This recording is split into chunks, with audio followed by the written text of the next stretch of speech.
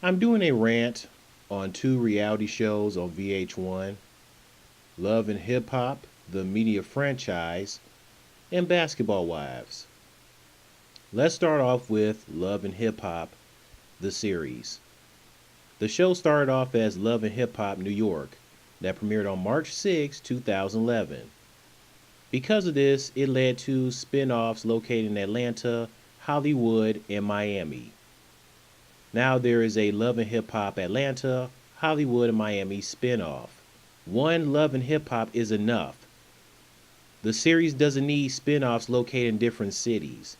It revolves around the personal and professional lives of several hip hop and R&B musicians, performers, managers, and record producers. Well, then the show should be titled Love and Music, not just Love and Hip Hop. Okay, it revolves around R&B singers and rappers. It also features well-known rappers and singers in the East, West, and Southern hip hop. We all know Cardi B was on there before being a big crapper. Uh, Keisha Cole is also on there, Stevie J, and then you have rappers like Soulja Boy and Young Jock. I'd rather see Soulja Boy and Young Jock on this show than rapping Ray J. We all know Ray J, Brandy's little brother. He's on that one Love and Hip Hop Hollywood show. That's just great. And I've seen Brandy make a couple of guest appearances or cameos on the show. No surprise. So if Ray J is on the show, then I'm pretty sure you'll see Brandy at times. Just like Jersey Shore, the people in this show also curse a lot like sailors. The constant beep, beep, beep, beep, beep. There is also drama in every freaking episode. The usual fighting by going after one another, but are quickly stopped by the bodyguards. You know it's scripted when you have bodyguards grabbing people from fighting each other. Reality shows nowadays are all scripted. Reality is real, not scripted. So how can it be considered a reality show when the crap is 100% scripted? That doesn't make any sense. I mean, think about it. Do you really think in reality, let's say some people go hang out at a park with some friends or some buddies or whatever, and then one of your buddies start fighting. They get in this big argument where it gets ugly, where they start going after each other, fighting each other to the ground. You really think that you and your buddies are going to have bodyguards there to stop them from going after each other in reality, in real life? I don't think so. But when it comes to reality show, it's a whole nother story. Has your parents ever play around with you and saying that reality shows like Love and Hip Hop, they tend to play around saying that it's, deep down it's one of your favorite shows, you like it and whatnot. Have your parents ever done that with you?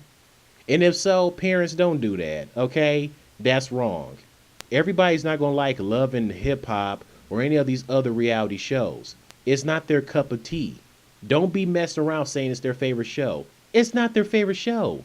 If you like it, fine. But don't be playing around saying that that's their favorite show. They didn't say that's their favorite show. Regardless if you're playing around or not, no. They don't like the show. And then you probably have some parents that convince you to, give it a try and watch it. Or they'll probably say no, you're going to enjoy it. You're going to sit down and watch it with me for the sake of it. So now you're forcing me to watch. Why are you forcing me to watch it? Whether you're playing around or not, why are you forcing me? Parents, don't be forcing your children to watch crud like this, especially if you have grown children that still live with you as of right now. Who tells their grown adult child, forces them to watch reality shows like Love and Hip Hop? They're grown-ups. They're adults. They can make a decision on whether they want to watch it or not. You force them, it feels like you're treating them like little kids and teenagers all over again. No, just stop it. Now, moving on to Basketball Wives. Basketball Wives revolves around women who are the ex-wives and ex-girlfriends, or some of them are still wives of NBA players. I mean, Basketball Wives is just like Love and Hip Hop. It's the same thing. The show started off from what I remembered. I do watch Basketball Wives. I mean, don't get me wrong, I can't stand the drama that they have in every freaking episode and the constant cursing like sailors and whatnot. But I just can't help to watch it because I I can't help but to be entertained when seeing these women just arguing constantly where they end up going after each other and pulling each other's hair and throwing water on each other. I can't help but to laugh at their ignorance. Plus, they do have some very attractive, beautiful women that I just don't understand why some of these basketball players cheated on. Shawnee O'Neal, who's the ex-wife of Shaquille O'Neal. Shawnee and Shaq, they were married from 2002 until 2009. They were like separated back in September of 2007 when Shaq was still with the Heat. But then they got back together. But then she officially filed divorce on November of 2009, and that's when Shaq was with the Cavaliers. And apparently Shaq cheated on Shawnee. And I'm like, Shaq, you have a beautiful wife in Shawnee O'Neal. Why did you cheat on Shawnee? And then Shawnee, from what I heard, I guess she decided to get revenge on Shaq. Really? You got revenge on Shaq? I mean, yes, it's messed up he cheated on you, and it does suck, but Shawnee, two wrongs don't make a right. Okay? Just because he cheated on you doesn't mean it's right for you to cheat on him back. Because all that's going to do is make the relationship even worse. You're going to make him feel bad even more. And you guys are probably going to be asking yourselves, what went wrong in our relationship? You should have just been a bigger person and just ignored it, forget about it, instead of trying to get revenge on him. How does that work? Is that going to make anybody feel better? I don't think so. Evelyn Lozada. She's the former fiance who was once engaged to Antoine Walker. And they had a 10-year relationship together. She met him back in 1998. They were together from 1998 until 2008. So she met him when he was playing with Paul Pierce in Boston for the Celtics. That's how long she's been with him. And they were still together when he got traded to the Mavericks and the Hawks. They were still together, obviously, when Antoine Walker went to the Miami Heat. That's obviously when Evelyn and Shawnee gained their relationship. Since Antoine Walker and Shaq were teammates with the Heat, and they won a championship together in 2006, so that makes sense. Evelyn's funny. I find Evelyn funny, and she is very cute and very sexy. Oh my goodness, Evelyn is hot.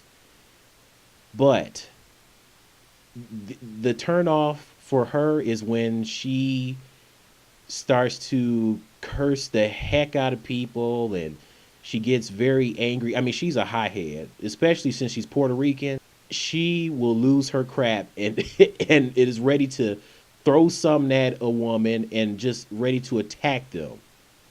Just maul them up. It's like, no, Evelyn. No, Evelyn, don't do it. Don't. Evelyn, when angry, can be a bit scary. I mean, she's the type of woman you do not want to meet in a dark alley at night. Like, for real.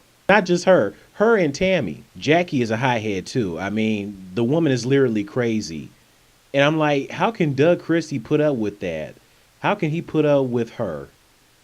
I mean, is she even like this sometimes around him? Has he ever witnessed his wife going on a rampage and being crazy like she is with the other women? Maybe not. Maybe she just do this when it comes to the show. I don't know. Susie Ketchum.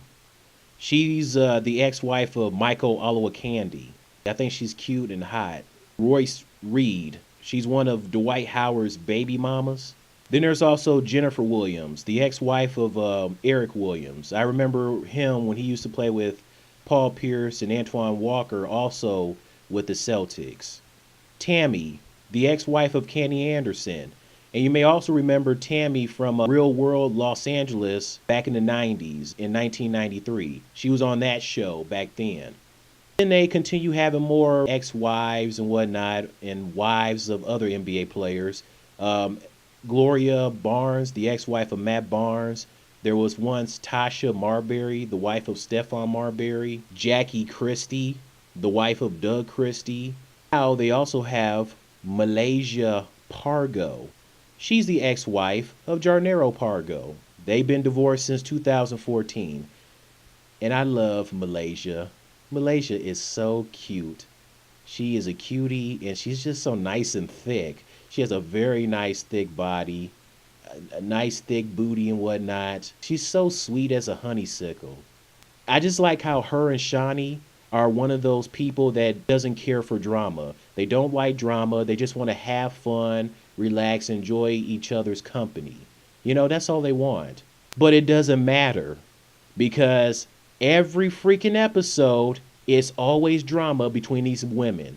They're fighting over certain things that's just too much, claiming that so and so slept with him and just revealing secrets and not keeping their mouths shut, just bad mouthing people. The usual fighting and going after each other. They also have security guards to be there to stop them from the fight. I mean, it doesn't matter. They could be at a restaurant. There's a fight. They could go on vacation. They're fighting. These women, well, I don't know how Jennifer is from Malaysia, but Evelyn, Tammy, Jackie, these women are in their 40s. And they have the audacity to still be having drama where they get to the point where they fight and they throw water at each other. It's like you guys are in your 40s and you're still doing this high schoolish, childish crap. That's embarrassing. You're embarrassing yourselves, especially being ignorant. So tell me your thoughts on the Love and Hip Hop series and Basketball Wives.